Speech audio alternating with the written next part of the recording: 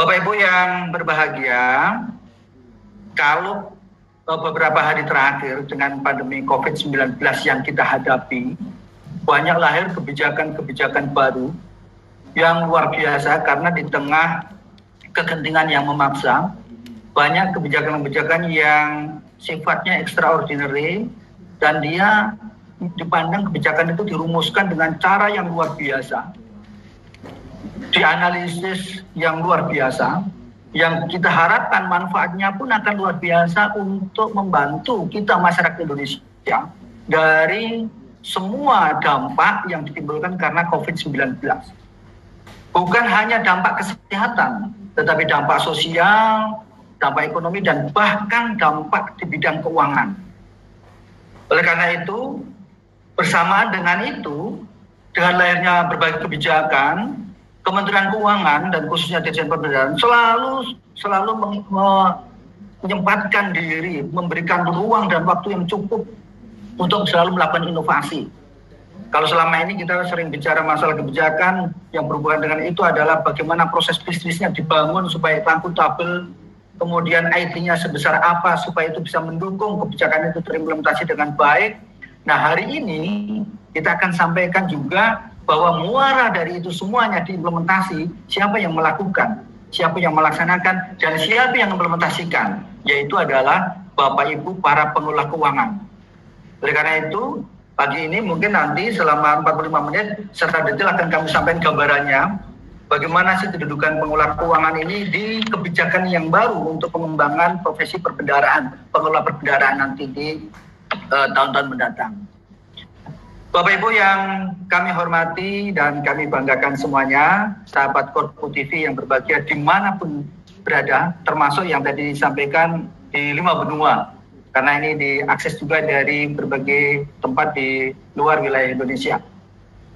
Jadi kalau kita perhatikan, posisi jabatan fungsional nanti, pengelola bagi para pengelola keuangan itu seperti apa? Bagaimana kita memandang kok dikatakan jabatan fungsional ini akan mendukung implementasi berbagai kebijakan sehingga akan menghasilkan hasil yang sangat baik nanti. Menghasilkan manfaat yang optimal untuk masyarakat. Kita akan melihat kedudukannya seperti apa dengan sangat lengkap. Oleh karena itu, mohon maaf nanti walaupun waktunya terbatas, saya akan coba menyampaikan mulai dari latar belakangnya, grand design-nya, dan kemudian bagaimana kita memberikan standarisasi kompetensi, diberikan penilaian kompetensi, dan bagaimana pengembangan profesi selanjutnya oleh para pengelola keuangan ini. Supaya nanti lengkap, kita dapat informasi yang utuh dan bagaimana kebijakan-kebijakan ke depan atas pengelola keuangan ini. Nah, Bapak Ibu yang saya hormati, kalau kita lihat, latar belakangnya, mungkin kita perlu melihat kedudukannya. Ini pengembangan jabatan fungsional ini untuk profesionalisme dan peningkatan kompetensi para pengelola keuangan itu hubungannya dengan tata kelola keuangan seperti apa? Bapak Ibu yang berbahagia, jadi kalau di paket Undang-Undang Bidang Keuangan Negara sudah sangat jelas. Prinsip utama yang mewarnai pengelolaan keuangan adalah terimplementasinya mekanisme check and balance. Nah, bagaimana check and balance itu bisa terimplementasikan? Mulai dari ujung awal ketika kewenangan sepenuhnya pengelolaan keuangan negara itu ada di tangan Presiden, itu sudah dipisah menjadi 2. Dilimpahkan kepada Menteri atau pimpinan lembaga sebagai kewenangan administrasi, sebagai pengguna anggaran atau sebagian anggaran yang dipimpinnya, dan juga dilimpahkan kepada Menteri Keuangan sebagai pemegang wakil pemerintah dalam mengelola fiskal dan wakil pemerintah untuk pemilikan kekayaan negara yang dipisahkan. Nah, tentu saja level ini adalah level kebijakan-kebijakan. Nah, dalam implementasinya didelegasikanlah, dilimpahkanlah kewenangan itu pada kuasa pengguna anggaran. Jadi, semuanya dilimpahkan pada kuasa pengguna anggaran atas penggunaan anggarannya. Nah, sifatnya adalah delegatif, artinya kewenangan dan tanggung jawabnya akan beralih dari pengguna anggaran kepada kuasa pengguna anggaran. Nah, dalam rangka implementasinya, supaya tercipta mekanisme check and balance, tentu saja KPA tidak mengeksekusi sendiri, punya kewenangan sendiri, punya pilihan sendiri, analisis sendiri, dan membuat keputusan sendiri dan mempertanggungjawabkan sendiri.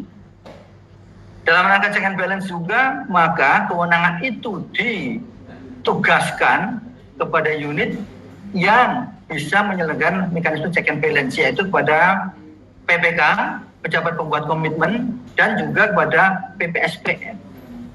Nah, sifat dari penugasan dari KPA kepada PPK dan PPSPM yang sifatnya mandatori atau penugasan ini menuntut adanya kepercayaan yang penuh dari KPA kepada PPK dan PPSPM. Karena apa? Karena sebagaimana karakter penugasan, memang kegiatannya yang melakukan adalah PPK atau PPSPM, tetapi tanggung jawabnya tidak bisa lepas dari tanggung jawab dari KPA. Oleh karena itu butuh keyakinan KPA bahwa tim yang ditugaskan, yang dipercaya untuk mengeksekusi itu adalah memiliki kompetensi dan profesionalisme yang cukup untuk itu. Demikian juga di bagian dari Menteri Keuangan sebagai pengelola fiskal, yang salah satu tugasnya adalah menjadi kuasa bendahara umum negara sebagai pemegang uang negara. Ketika dia mau mengeluarkan uang, maka dia harus ada menguji, harus ada proses pengujian di sana. Disitulah mekanisme check and balance-nya. Yang di sana juga perlu ada profesionalisme dan kompetensi yang cukup oleh para penguji ini, sehingga seimbang antara di bagian Kementerian Lembaga dan di bagian di Kementerian Keuangan. Next. Nah, kalau kita pertegas area mana yang sebenarnya dipakai untuk membedakan antara tugas-tugas secara struktural dan tugas-tugas dalam pengelolaan keuangan. Bapak Ibu yang saya hormati, kita tahu bersama bahwa Presiden memiliki visi, dan atas visinya itu dibagi dengan berbagai macam fungsi dan program yang dia ditugaskan sesuai bidangnya kepada para pembantunya, yaitu menteri. Nah, menteri tentu saja tidak bisa mengeksekusi sendiri semua kewenangan dan tanggung jawabnya dia. Dia akan limpahkan yang secara organisasional, struktural kepada pejabat-pejabat di bawahnya. Jadi masing-masing pejabat struktural itu bertanggung jawab atas tugas dan fungsi yang diembankan oleh Presiden kepada masing-masing sesuai jenjang kewenangannya. Nah, untuk mencapai tusi itulah disediakan sumber daya berupa anggaran. Nah, tetapi anggaran ini perlu dikelola tersendiri secara profesional dia. Kalau struktural, karena tanggung jawabnya adalah tanggung jawab kepada unit organisasi untuk mewujudkan output dan outcome-nya, maka dia lebih tepat diangkatlah sebagai pejabat-pejabat struktural. Tetapi untuk pengelola anggaran, pengelola keuangan, karena yang dikedepankan adalah profesionalisme dan kompetensi, benar-benar ini profesionalisme yang setiap keputusan yang diambil ketika dia akan memutuskan kapan itu disetujui dilakukan eksekusi pembebannya APBN atau tidak, itu adalah menjadi tanggung jawab sebuah keputusan itu, dan harus menata usahakan semua proses dokumen keputusannya, maka dia harus dikelola oleh orang-orang yang memang ahli di bidangnya, supaya dia keputusannya tidak salah, dan kemudian administrasinya pun juga tidak salah. Oleh karena itu lebih tepatlah di sana dikelola oleh para pejabat fungsional. Sementara ada yang berpendapat, ya kalau strukturalnya memiliki peran untuk atas sebuah tugas dan fungsi tertentu, anggarannya lah yang mengikuti di sana. Itu adalah benar.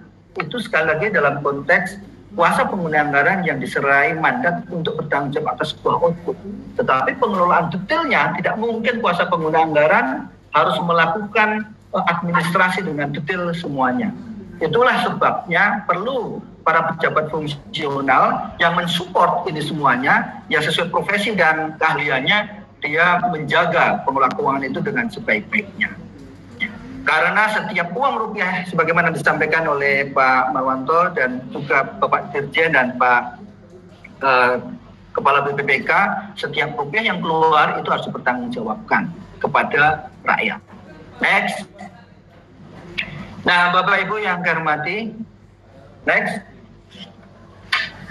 Selanjutnya akan kita lihat bahwa untuk setiap keputusan, tadi sudah kami sampaikan, untuk setiap keputusan itu supaya bisa dipertanggungjawabkan pribadi, maka idealnya tidak ada intervensi dari pihak manapun juga atas keputusan itu. Jadi PPK, PPSPM dan bendahara walaupun menjalankan pengelola keuangan itu karena mandat dari KPA, tetapi ketika memutuskan bahwa uang itu bisa dibebankan ke APBN, tugas yang selesai atau fungsi yang selesai bisa dibebankan APBN, itu adalah sebuah keputusan yang mandiri, yang harus bertanggung jawabkan. Dan kemudian juga secara administrasi, bukti-buktinya semuanya harus disimpan, karena setiap rupiah keluar harus ada buktinya dan harus ada menunjukkan bukti, ada outputnya. Itulah esensi dari tanggung jawab dalam pengambilan keputusan. Sehingga dengan kemandirian itu benar-benar bisa tercipta good governance dalam pengelolaan keuangan dan juga mekanisme check and balance yang terjaga. Karena tidak akan terjadi itu check and balance kalau keputusannya masih dia ada intervensi dari pihak lain untuk melakukan tindakan atau melakukan penatausahaan administrasi. Baik, Bapak Ibu, ini kira-kira secara garis besar konsepsi dari kedudukan para pengelola keuangan, pengelola anggaran dibandingkan dengan kedudukan dari jabatan strukturalnya. Next. Nah, Bapak Ibu yang kami hormati, kalau kita lihat kenapa ini penting kompetensi dan profesionalisme dalam pengelola keuangan. Kalau kita lihat kondisi saat ini, anggaran itu masih dapat dilaksanakan lebih optimal lagi. Memang sudah bagus saat ini pengelola keuangannya. Jadi kita ingin APBN, alokasi dananya benar-benar bisa dimanfaatkan untuk kemakmuran rakyat. Nah, anggaran saat ini sudah dikelola dengan baik, namun demikian masih bisa dilakukan optimalisasi pengelolaannya sehingga hasilnya jauh lebih optimal lagi. Buktinya apa? Kinerja pelaksanaan anggaran masih ada juga indikasi-indikasi data-data yang menunjukkan belum optimalnya pengelolaan keuangan ini yang tadi saya sebutkan masih perlu ada bisa ditingkatkan lagi. Revisi anggaran masih sering, masih banyak sekali. Ini dalam catatan di luar yang refocusing Bapak Ibu ya. Kalau refocusing memang kita harapkan dalam rangka untuk mensupport penanggulangan COVID-19. Tetapi yang di luar refocusing, yang benar-benar karena tidak akuratnya perencanaan dan penganggaran, itu ternyata masih banyak. Tahun 2019 masih sekitar 13.868 kali. Bukan jumlah sedikit. Dan bukan masalah itu dikerjakan administrasinya rumit, tidak. Tetapi ini menunjukkan bahwa perencanaan yang dibangun itu belum bagus. Kemudian administrasi penyampaian data kontrak juga terlambat, 20%. Kenapa ini penting? Karena ini data kontrak ini disampaikan, ini satu, ketepatan waktunya itu menunjukkan bahwa semua kegiatan dilaksanakan cepat waktu. Yang kedua, ketika itu disampaikan data di KPBN, maka secara administratif pengelola keuangan, maka bendahara umum negara bisa merencanakan mencari sumber-sumber pendanaan jadi lebih baik dan mengelola uang menjadi jauh lebih baik lagi. Yang ketiga juga keterlambatan pengajuan SPM masih besar, 8%. Mengajukan SPM tagihan masih banyak yang terlambat. Kemudian masih banyak dispensasi SPM di akhir tahun anggaran, juga masih banyak, masih ada 3.851. Dan juga masih ada retro SP2D 47.000 kali, 47.704 kali, masih banyak yang sama. Nah, ini juga beberapa data menunjukkan banyak kondisi di tahun 2019 menunjukkan belum optimalnya pengelola keuangan kita. Menurut data ada potensi TGR 1,7 triliun, itu jumlah tidak sedikit Bapak Ibu. Dan juga masih terdapat temuan relatif besar, 304 temuan karena terkait SPI, dan yang lebih terkait dengan para pengelola keuangan adalah masih ada temuan 3.490 temuan kepatuhan terhadap peraturan perundang-undangan. Yang ini salah satu penyebabnya mungkin banyak hal yang tadi, independensi tadi. Nah, tentu saja inilah yang melatar belakangi perlunya, butuhnya para pengelola keuangan yang profesional dan kompeten tadi. Nah, kita sudah selain juga kondisi itu, beberapa peraturan perundang-undangan yang digali sebelumnya memang sudah mengamanatkan bahwa idealnya para pengelola keuangan adalah pejabat fungsional, mulai dari di dalam undang-undangnya sudah disebutkan.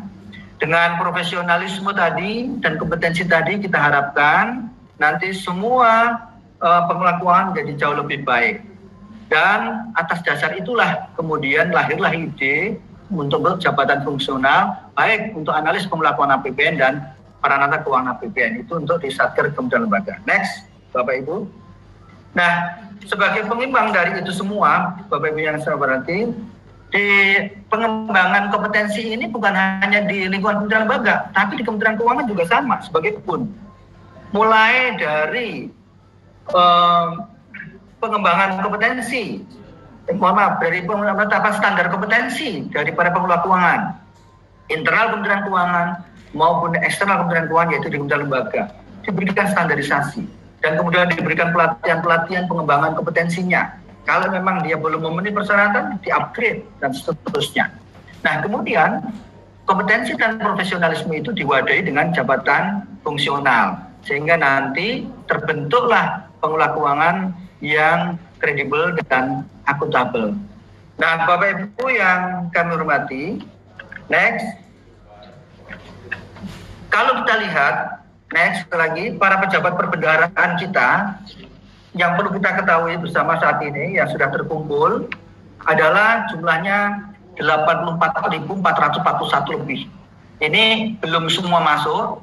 Sekarang masih dalam proses untuk pendataan kembali jumlahnya. Bendaharanya ada 24.768, kemudian ada pengelola SAI 17.126, PPK-nya 17.348, kemudian PPSPM-nya 15.900 dan termasuk pengelola belanja pegawai 9.299. Next. Nah, Bapak Ibu semuanya, apakah semua itu nanti jadi pejabat fungsional? Idealnya seperti itu. Ideal seperti itu. Nah, kalau kita lihat sebarannya, posisi saat ini, itu yang berpendidikan S2 atau S3 itu ada 19%. Kemudian masih ada pendidikan yang SMA 15%, dan pendidikan diploma 10%, dan selebihnya adalah strata 1 adalah 56%. Namun dalam catatan kami Bapak Ibu semuanya, ternyata tidak semua pendidikan ini pun relevan dengan tugas dan fungsinya. Masih banyak para pengelola keuangan ini lahir dari bidang-bidang akademis yang tidak berhubungan langsung, tidak inline dengan tugas dan fungsi pengelola keuangan. Ada yang sarjana agama, ada yang sarjana geologi, berbagai macam jenis bidang pendidikan yang masih ada yang bervariasi sangat banyak. Nah, kalau dari jumlah golongannya, yang golongan 2 9%, ada golongan 4 12%, tapi yang paling banyak adalah golongan 3 69%. Tetapi yang menjadi catatan kita Bapak Ibu semuanya, ternyata kalau tadi di depan saya sampaikan bahwa idealnya itu tidak ada perangkapan fungsi, maka kondisi saat ini yang dirangkap oleh pejabat struktural itu ada 30.441 orang. Ada PPK 11.000, PPSPM 12.000, bendara 2.700, PPAPB 1.300, dan SAI-nya 2.500. Apa implikasinya? Apakah nanti optimal? Ternyata tidak optimal Bapak Ibu semuanya. Karena apa? Karena ternyata ketika itu dirangkap oleh para pejabat struktural, belum tentu pejabat struktural itu nanti detail di teknis pelaksanaannya sampai turun. Karena apa? Tugas-tugas fungsi utamanya itu selalu menuntut perhatian yang lebih. Sehingga kadang-kadang untuk di bidang keuangan itu perhatiannya menjadi tidak terlalu memenuhi, tidak terlalu cukup. Nah, sementara kalau itu dilakukan tidak cukup, tugas sementara dia harus mengambil keputusan dengan segala tanggung jawabnya. Yang detail menganalisis siapa? Itu adalah anak buahnya atau staf-stafnya. Jadi honornya yang menerima adalah pejabat strukturalnya, yang bekerja adalah stafnya. Tetapi yang bekerja stafnya itu, kalau ada apa-apa yang bertanggung jawab adalah strukturalnya. Inilah yang kondisi tidak ideal yang saat ini ada. Idealnya apa? Idealnya adalah dikelola secara mandiri, sehingga dia yang memutuskan, dia tanggung jawab atas keputusannya, dan dia juga yang memperoleh kompensasi atau reward yang sepadan dengan effort yang dikeluarkan untuk mengambil keputusan itu. Ini yang ada sekarang yang bukan pejabat struktural, itu ada 54.000 dari jumlah 84.441. Next. Nah, Bapak Ibu yang kami hormati, bagaimana grand design dari pengembangan profesi pengelola perbendaharaan. Next. Nah, Bapak Ibu yang kami hormati, yang pertama tadi kami sampaikan bahwa untuk menuju pengelola keuangan yang profesional dan berkompeten, sudah dilakukan standarisasi kompetensi, baik untuk bendahara dan non-bendahara. Kenapa hanya bendahara dan non-bendahara itu hanya PPK dan PPSPM? Karena inilah tugas-tugas jabatan yang langsung berdampak pada pengelola keuangan. Dan di samping itu, setelah ada standarisasi kompetensi, Kementerian Keuangan sudah mengembangkan panduan teknis, menyusun panduan teknis. Bahkan selain cetakan, edisi cetakan juga bisa diakses melalui edukasi peran, melalui mobile banking, melalui online, bisa diakses di sana. Dan juga kita intensif bekerja sama dengan BPPK, khususnya Pusdiklat AP, selalu meningkatkan kapasitas dengan pelatihan-pelatihan untuk semua ini.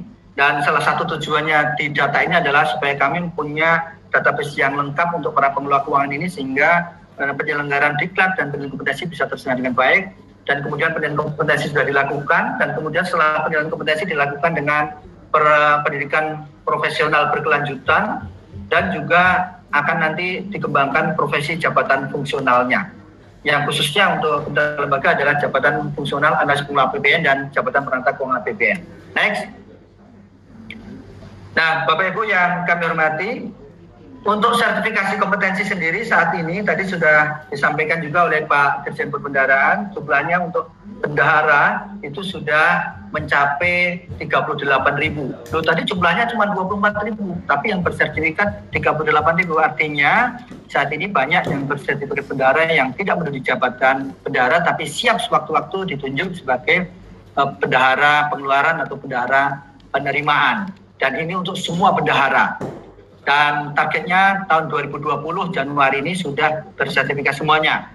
Bagaimana untuk yang saat ini belum sertifikat? Sekilas kami sampaikan bahwa khusus untuk masa pandemi COVID tetap 3 tahapan. 1, kalau dia tidak punya bendahara bersertifikat, maka bisa mengangkat bendahara dari eselon 1 yang sama, satker lain yang bersertifikat. Kalau tidak ada dari satu kementerian yang sama, kalau tidak ada lagi dari satu daerah dengan wilayah kerja KPPN yang sama, itu bisa diangkat. Dan bagaimana kalau tidak ada lagi? Khusus untuk masa pandemi COVID, bendahara yang sudah menjabat sebagai bendahara tetap bisa bertugas, namun dengan catatan harus mengusulkan untuk mengikutkan ke pendidikan dan pelatihan bendahara di kesempatan pertama yang diselenggarakan oleh Pusdiklat Anggaran dan Perbendaharaan.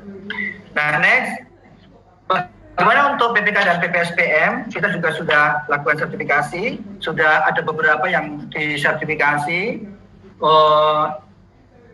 yaitu mengacu pada Peraturan Menteri Keuangan Nomor 211 Tahun 2019, dan ini ada beberapa mekanisme, bisa melalui konversi, bisa melalui penyegaran, dan bisa melalui ujian. Konversi itu untuk diklat sertifikat yang diperoleh dari diklat yang diselenggarakan hanya oleh BPPK. Nah, konversi yang lainnya adalah kalau pernah mengikuti diklat yang diselenggarakan non BPPK, contohnya diklat pengadaan barang dan jasa, itu akan kami konversi, tetapi untuk hanya unit kompetensi terkait dengan pengadaan barang dan jasa. Unit kompetensi di luar itu untuk penyelesaian tagihan perlu dilakukan refreshing melalui Pusdiklat Anggaran dan Perbendaharaan. Nah, Bapak Ibu, sertifikasi menjadi penting, karena ini menjadi syarat portofolio untuk diangkat melalui passing sebagai pejabat fungsional di bidang pengelola keuangan. Jadi Bapak Ibu yang sudah memiliki sertifikat kompetensi, maka itu menjadi salah satu pertimbangan untuk pengangkatan passing para pejabat fungsional. Nah, next, Bapak Ibu. Lanjut masuk ke pejabat fungsionalnya. Nah, Bapak Ibu yang kami hormati, next ya. Nah, tadi di depan sudah kami sampaikan kenapa pembinaan kompetensi dan profesionalisme penting. Nah, sekarang kita akan sampaikan fokus kita di hari ini adalah wadah dari para profesional dan para pejabat yang berkompeten di bidang pengelola keuangan ini. Kita akan wadahi semuanya dengan satu profesi, yaitu profesi jabatan fungsional di bidang perbedaan pengelola keuangan, analis pengelola keuangan APBN dan peranata keuangan APBN. Nah, apa yang ingin kita harapkan dengan ini semuanya? Dengan diangkatnya para pejabat fungsional ini sebagai para pengelola keuangan yang sudah teruji kompetensi dan profesionalismenya, kita berharap bahwa kementerian lembaga tentu saja akan meningkat pengelola keuangannya. Kemudian juga kualitas laporan keuangannya juga menjadi lebih bagus. Kualitas layanan publiknya juga menjadi lebih baik. Tetapi yang paling penting itu bukan hanya kebagian ke kementerian lembaganya saja, tetapi juga masing-masing para pengelola keuangan ini. Tadi kami sampaikan, kalau sebelumnya para pengelola keuangan ini ketika di jabat struktural, dia harus melaksanakan tugas yang mungkin belum sama antara tanggung jawab dengan tugas yang diembannya, apalagi kompensasinya. Kita ingin nanti para pengelola keuangan ini bukan menjadi beban yang mau tidak mau karena tugas dari pimpinan harus melaksanakan tugas sebagai bendahara, melaksanakan tugas sebagai PPK, melaksanakan tugas sebagai PPSPM. Tetapi kita ingin bahwa para pengelola keuangan itu merupakan sebuah pilihan karir bagi PNS yang ketika masuk pertama kali, saya ingin berkarir sebagai pengelola keuangan. Ada wadahnya yang nanti terjamin jenjang karirnya, jenjang kompensasi dalam bentuk finansial dan non-finansialnya, itu akan terjaga semuanya. Dan juga terjamin pengembangan kompetensi dan profesionalismenya.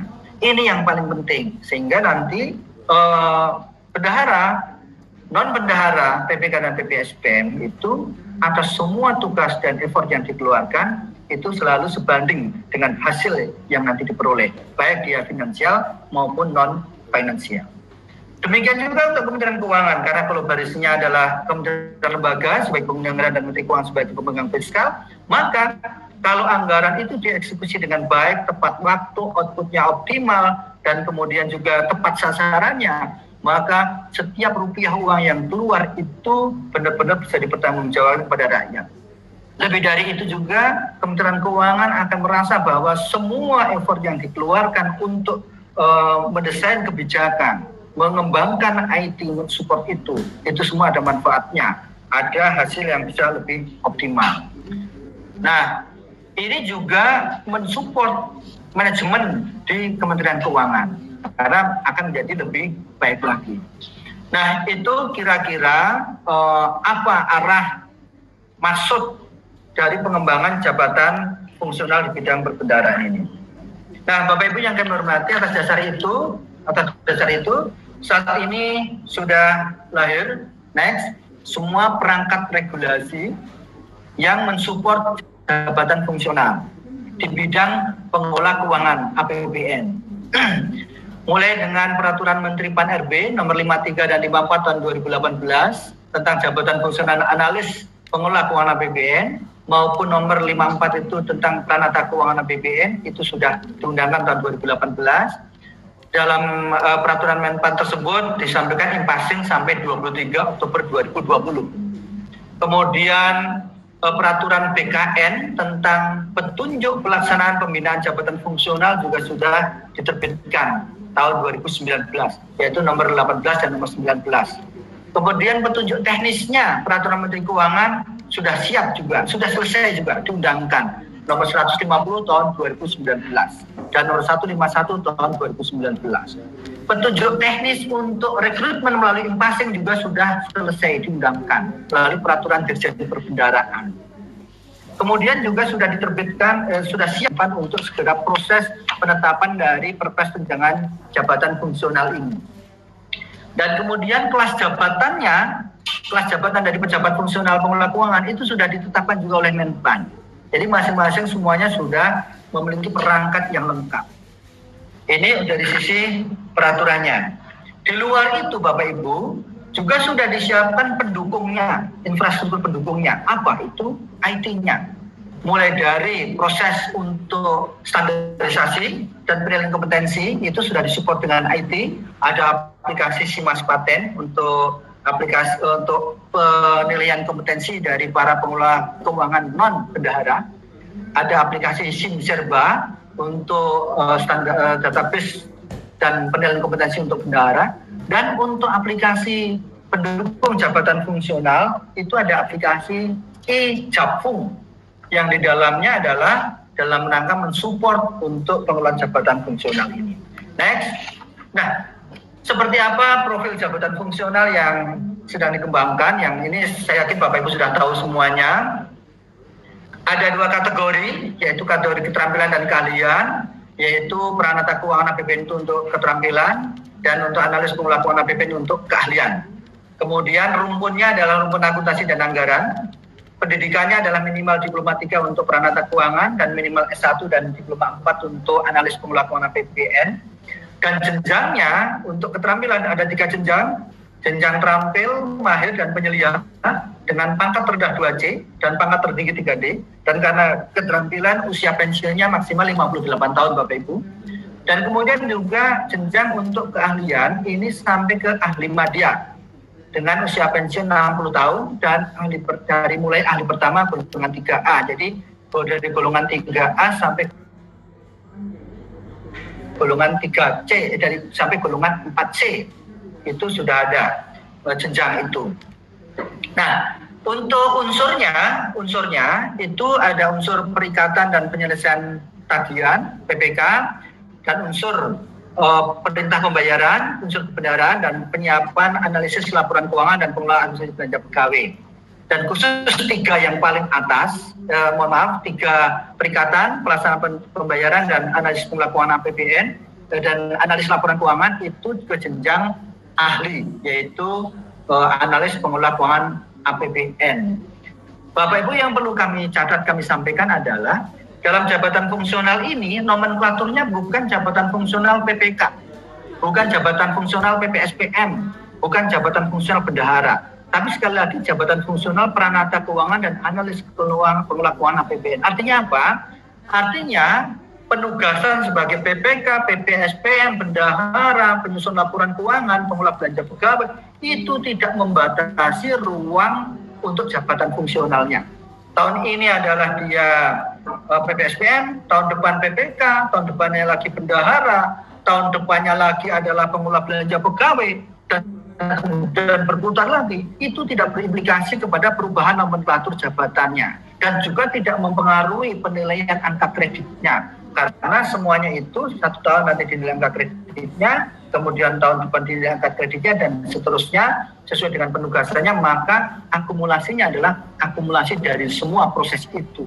Walaupun tahun ini dengan tahun depan tugasnya berbeda, karena jabatannya berbeda antara PPK, PPSPM, PPSPM, dan bendahara. Dan bahkan tidak menjabat sama sekali, tetapi pengelola penyusun laporan keuangan.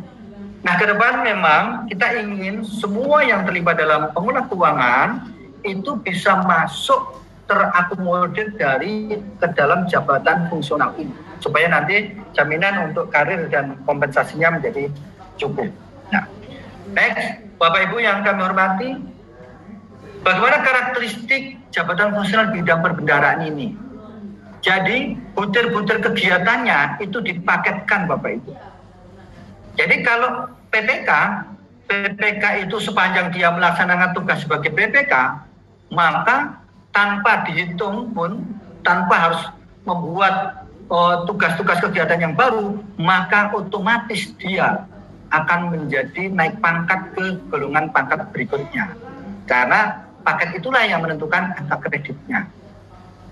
Nah, di luar yang dipaketkan itu, juga ada yang non paket, masih ada ruang di sana untuk akselerasi. Jadi paket itu yang penting malah melaksanakan tugas sehari-hari sebagai PPK, PPSPM, bendahara, otomatis naik pangkat 4 tahun.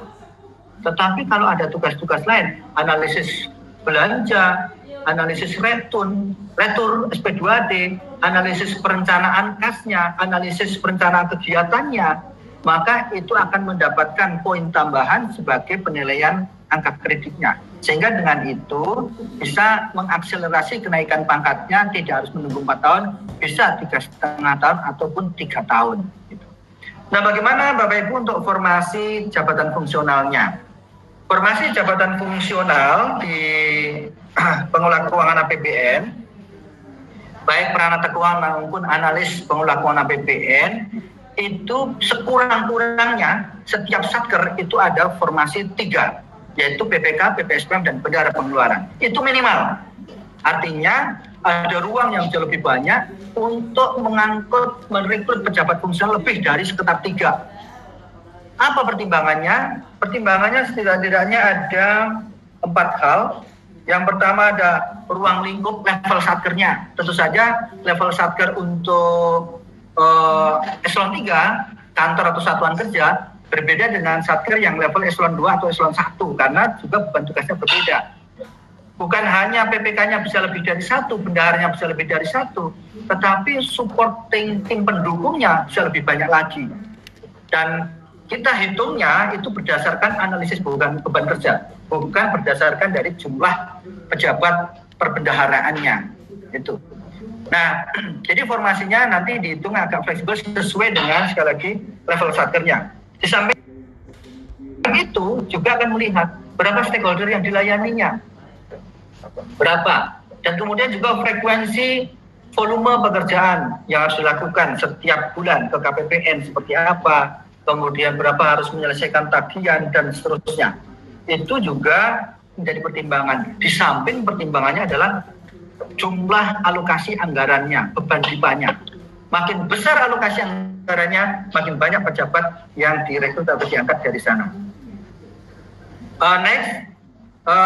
Kemudian kedudukan tanggung jawabnya juga itu ada di kantor pusat dan kantor vertikal, Bapak Ibu semuanya. Jadi yang dikecualikan dari ini memang jabatan fungsional ini belum kita akomodir untuk para pegawai di pemerintah daerah. Jadi kalau Bapak Ibu yang dari tugas pembantuan dan dekonsentrasi yang sehari-hari bertugas sebagai PNS daerah, saat ini belum bisa kami akomodir. Nanti ke depan mudah-mudahan ada pengembangan yang bisa mengakomodir itu. Jadi ini hanya benar-benar untuk kantor instansi vertikal pusat dan vertikal yang ada di daerah. Nah, Bapak Ibu yang kami hormati, next. Nah, pendidikannya tadi sudah saya sampaikan, next, Bang. Jadi untuk pendidikannya itu ada jurusan manajemen, akuntansi, keuangan, dan hukum, administrasi, dan ekonomi. Nah, itu pendidikannya. Next. Nah, bagaimana kalau pendidikan di luar ini? Pendidikan di luar ini, kalau untuk impasing boleh, tapi kalau di luar impasing tidak boleh. Bapak Ibu, ini yang tadi saya sampaikan pemaketan tugas dan angka kredit. Jadi yang dipaketkan itu adalah sesuai dengan tugas-tugasnya. Kalau PPK seperti ini ada 9 butir kegiatan, kemudian ada PPSM ada 4 butir kegiatan, bendahara pengeluaran dan BPP itu masing-masing 3 dan 4 butir kegiatan, dan kemudian untuk bendahara penerimaan itu ada 5 butir kegiatan. Di luar itu ada non pemaketan yang memang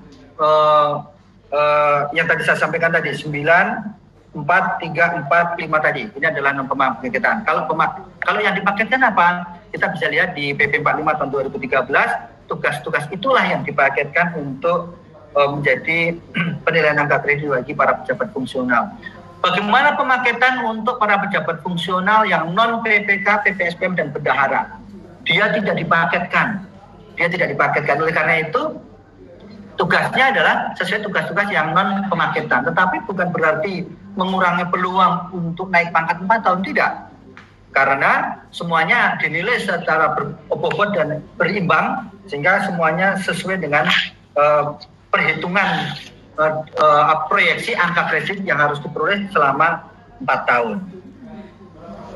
Nah, sekali lagi, next, Pak. Next, ya. Untuk ini sudah saya sampaikan, terus naik aja. Karena waktunya mengalir terus. Bapak Ibu, bagaimana mekanisme pengangkatan jabatan fungsionalnya? Ada 4 mekanisme, Bapak Ibu semuanya. Pengangkatan pertama itu memang ditujukan untuk menyiapkan para pegawai yang memang dari awal disiapkan untuk menduduki jabatan fungsional ini. Yang kedua adalah perpindahan jabatan. Bisa saja nanti dari jabatan struktural ke fungsional ini, atau fungsional selain fungsional pengelola keuangan ke fungsional pengelola keuangan, atau juga dari pejabat fungsional yang selain itu masuk ke jabatan fungsional pengelola keuangan. Nah, ini ada agak fleksibel di sana, bisa beralih dari struktural fungsional ke struktural. Nah, kemudian rekrutmen yang ketiga melalui mekanisme impasing. Impasing kalau persyaratan nanti bisa dilihat bersama. Khusus untuk impasing, dia kategori keterampilan itu bisa mengangkat dari pangkat yang di bawah pangkat minimal. Jadi kalau untuk impasing memang ada fleksibilitas. Dan yang keempat itu ada mekanisme promosi, yaitu pemberian penghargaan kepada pegawai yang karena prestasi yang luar biasa, maka dia bisa diberikan promosi sebagai pejabat fungsional. Artinya promosi ini kalau dari pejabat fungsional yang sama, dia menjadi naik ke jenjang berikutnya. Kalau dia dari fungsional umum atau pelaksana, bisa masuk ke pelaksana yang mungkin lebih tinggi daripada proyeksi pangkat yang dia peroleh saat itu. Karena ini adalah mekanisme promosi. Tapi untuk lebih detailnya, barangkali Bapak Ibu ini nanti akan diatur lebih lanjut dengan peraturan Menteri PAN RP. Ini ada 4 mekanisme ini untuk pengangkatan jabatan fungsional. Nah, next, khusus untuk periode ini, kami prioritaskan rekrutmen jabatan fungsional melalui mekanisme impasing. Jadi impasing atau penyetaraan. Nah, apa kelebihan atau keistimewaan dengan model impasing ini? Di sini tidak ada latar belakang pendidikan Bapak Ibu, bukan hanya 6 pendidikan tadi, tetapi juga pendidikan di luar bidang studi yang 6 tadi bisa masuk melalui mekanisme impasing. Tidak ada batasan usia juga. Artinya begini, lah bagaimana kalau tahun depan pensiun atau 2 tahun lagi pensiun? Apakah boleh impasing? Boleh. Tetapi memang yang perlu hati-hati dari kementerian lembaga yang kami berharap benar-benar diperhatikan kebutuhan organisasi, kompetensi dan profesionalisme dari pegawai yang akan diangkat sebagai pejabat fungsional. Artinya Bapak Ibu, kalau tahun depan itu sudah mau pensiun tetapi karena dia benar-benar istimewa kemampuannya dan sangat dibutuhkan organisasi, kemudian dia dinaikkan menjadi pejabat fungsional dengan jenjang madya sehingga ada penambahan pensiun menjadi 60 tahun, boleh saja melalui mekanisme impasing. Tetapi sekali lagi Pak, ini harus dilihat betul apakah ini dibutuhkan apa tidak. Nah, kemudian yang ketiga, jenjangnya pengangkatan jabatan fungsional melalui impasing ini langsung dikonversi, diproyeksi dari sesuai dengan jenjang pangkat yang saat ini dia duduki. Kalau pangkatnya katakanlah 2C, ya dia keterampil. Tetapi kalau pangkatnya adalah 3B dan 3C, dia bisa menjadi penyelia.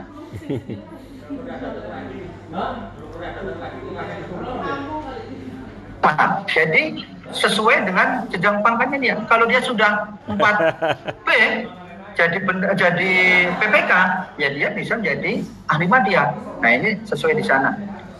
Nah, kemudian seleksinya lebih sederhana dibandingkan dalam proses uji kompetensi. Level pendidikan dan pangkat itu golongan 2B bisa diangkat mengikuti passing sesuai jenjang untuk terampil. Nah, tahapan implementasinya penyusunan. Jadi untuk impasing, Bapak Ibu next. Jadi semua proses impasing itu melalui kementerian lembaga masing-masing. Jadi Bapak Ibu, saat ini kami banyak menerima permohonan dari masing-masing satker. Satker langsung ke CSP, langsung ke Pak Dirjen untuk minta diangkat menjadi pejabat fungsional. Kami sampaikan bahwa semua proses melalui kementerian lembaga masing-masing atau biro SDM-nya. Jadi dimulai dengan penyusunan formasinya, kemudian formasi itu dikali butuh berapa pejabat fungsional, kemudian dari formasi itu ditetapkan oleh Menpan, setelah direkomendasikan oleh pembina yaitu Dirjen Perbendaharaan, dan kemudian dilakukan seleksi impasing oleh kementerian lembaganya, dan kemudian usulan itu nanti diseleksi di Dirjen Perbendaharaan mulai dari jenjang pusat maupun di daerah sudah ada yang mengawal yaitu KPPN dan Kanwil. Dan kemudian juga ada berikutnya dilakukan rekomendasi pengangkatan dan dilakukan pengangkatan jabung oleh pejabat pembina kepegawaian masing-masing kementerian lembaga. Nah, Bapak Ibu yang kami hormati, sebagai gambaran next, saat ini dari 70 kementerian lembaga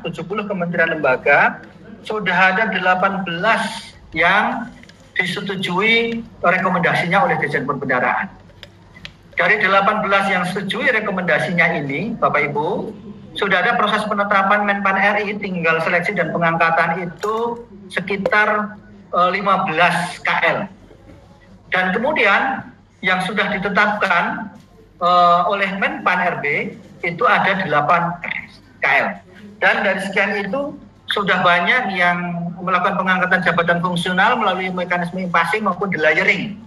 Jadi mohon maaf dibedakan antara impasing dengan delayering. Kalau delayering dalam rangka menindaklanjuti prioritas Presiden untuk simplifikasi birokrasi dengan memangkas jabatan eselon 3, eselon 4 dan pelaksana menjadi fungsional.